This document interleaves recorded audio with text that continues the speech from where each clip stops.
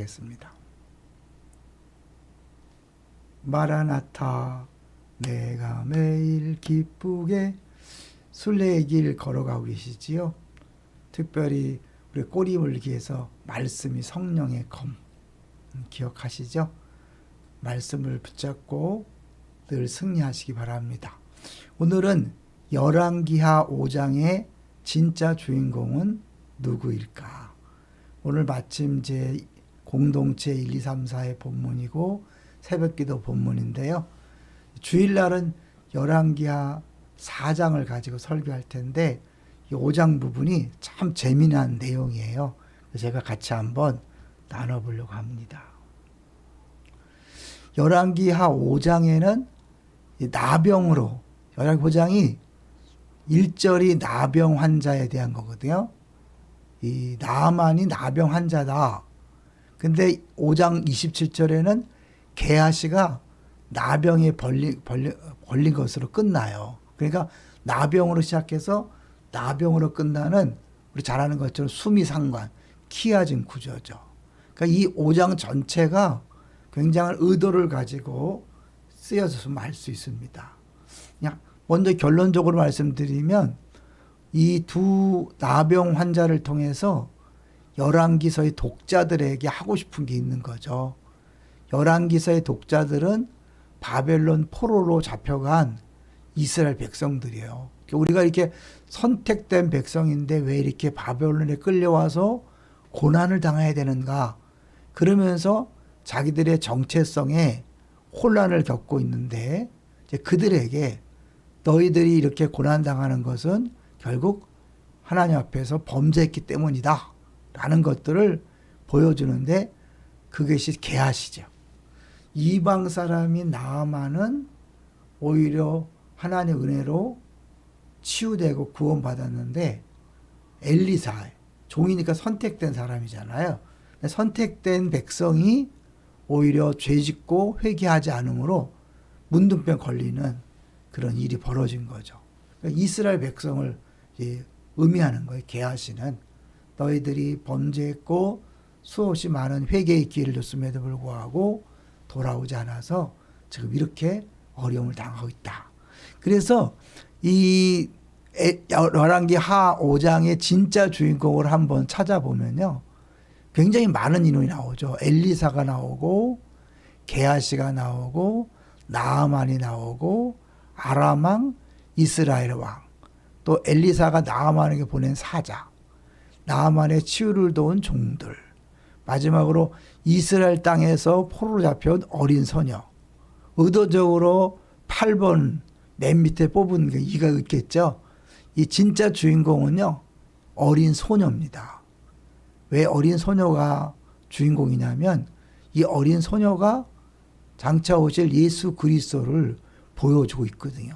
엘리사도 아니고 나아만도 아니고 게하시도 아니고 이 어린 소녀가 장차 오실 예수님을 보여주는데 왜 그러냐면 이 어린 소녀는 아람 사람들이 이스라엘을 침공해서 거기서 떼를 지어 나갔다가 사로잡아 온 여자아이죠. 그래서 종으로 노예가 된 거죠. 노예가. 그러면 이 여자아이가 노예가 되었다는 것은 그의 가족들은 어떻게 됐을까요? 둘 중에 하나죠. 다른 노예로 팔려갔던가, 노예로 팔려갔던가, 아니면 죽었던가. 그 여자의 앞에서 죽을 수도 있는 거죠. 어쨌든 가족들과 헤어질 수밖에 없고 자기 노예가 된 정말 완전히 망가진 인생인 거죠. 그 망가진 인생을 누가 그렇게 만들어뜨린 거죠? 나아만과 아람 군대잖아요. 그가 끌려온 곳이 나아만의 아내를 수종드는 자리로 끌려온 거죠. 학자들은 한 12살 내지 14살쯤 됐을 거라고 그렇게 이야기를 해요. 자, 이제 나아만의 집에 끌려왔는데 나아만은 원수 중에 원수잖아요. 자기 부모님들을 팔았든지 죽였든지 하여튼 가족을 풍지박산 만드는 그 대표적인 인물이 나아만인데 나아만이 나병에 걸렸다는 것을 알게 된 거예요. 자, 그랬을 때 두 가지 반응이 가능한 거죠. 하나는 잘 됐다. 그렇게 사람들을 힘들게 하고 어렵게 하더니 나병에 걸려서 이제 죽어갔구나 라고 조롱하면서 뒤에서 원수가 고통당하는 걸 즐기는 그런 것이 있을 것이고요. 또 하나는 이제 그를 용서하는 거죠. 하나는 조롱함으로 복수하는 것이고 하나는 용서하는 것인데 이 여자아이는 어떤 길을 선택했을까요? 네, 두 번째 길을 선택했죠. 그래서 그에게 살 길을 알려줬잖아요. 왜냐하면 이게 왜 중요하냐면 만약에 여자아이가 나아만에게 엘리사를 소개하지 않았다면 그냥 나병으로 죽고 말 거였어요. 그러니까 이 나아만 장군의 생명이 여자아이 손에 달린 거죠. 자기가 당한 것을 생각하면서 보복하는 마음으로 뒤에서 비웃고 조롱하면서 나병으로 죽도록 그렇게 놔둘 수 있는 방법도 있지만 이 여자아이는 그들을 용서하고 오히려 살 길을 알려준 거죠. 정말 용서했다는 어떻게 알 수 있을까요? 그가 말하는 방식을 통해서 우리가 짐작할 수 있는데 여자아이가 그래요.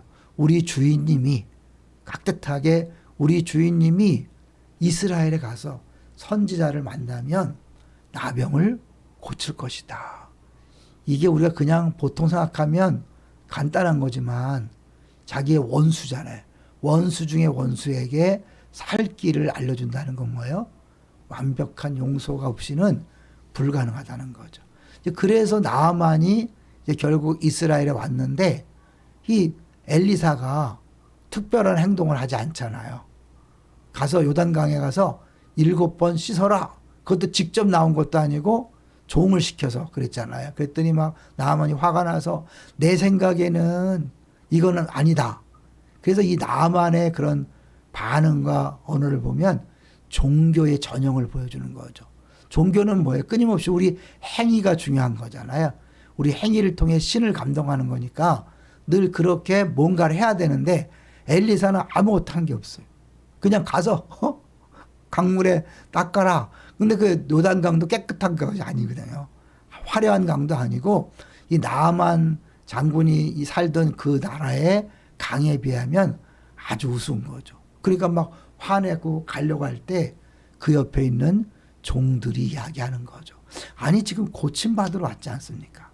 그렇다면 더 어려운 일을 시켜도 할 텐데 하물며 그거 씻으라는 게 뭘 없습니까? 라고 그렇게 설득을 해서 나아만이 요단강에 들어가서 7번 씻고 깨끗이 낫죠. 우리 새벽에도 말씀드렸는데 한 번부터 6번까지는 나았을까 안 나았을까요? 전혀 안 낫다고 우리가 생각할 수 있습니다. 성경에 나와 있잖아요. 7번 씻었다 그래요. 근데 왜 7번인가? 한 번 들어갔다 나와도 될 텐데 7번이라 숫자는 엘리야가 비 오기를 기도할 때 또 나온 숫자예요. 6번까지는 아무 징조가 없었죠. 근데 7번째 기도했을 때 손바닥만한 구름이 나왔잖아요. 하나님 일하시는 방식이죠. 7이라는 숫자는 완전 숫자니까 하나님께서 응답하실 때까지 끝까지 순종하는 거죠. 기도하고 순종하는 거죠. 이 나아만은 뭔가 특별한 행위를 하고 안수하든지 특별한 동작을 해서 자기를 고칠 거라 생각했지만 복음은 그런 게 아니에요. 우리의 행위나 조건이나 우리의 노력이 아니라 순전히 은혜로 치유되고 구원받는 거죠. 그걸 보여주는 게 엘리사가 직접 나오지도 않고 가서 씻으라 그래라. 그리고 다 났을 때 살해한다 그러니까 살해 필요 없습니다. 왜요? 주님이 하셨다는 거죠. 그런데 이 엘리사가 아무것도 안 받는 걸 보고 게하시가 욕심이 생겨서 그 나만 장군을 쫓아가죠. 그리고 나서 거짓말을 해서 은을 받아냈는데 돌아오자마자 엘리사가 묻죠. 어디 갔다 왔어? 아무 데도 안 갔는데요.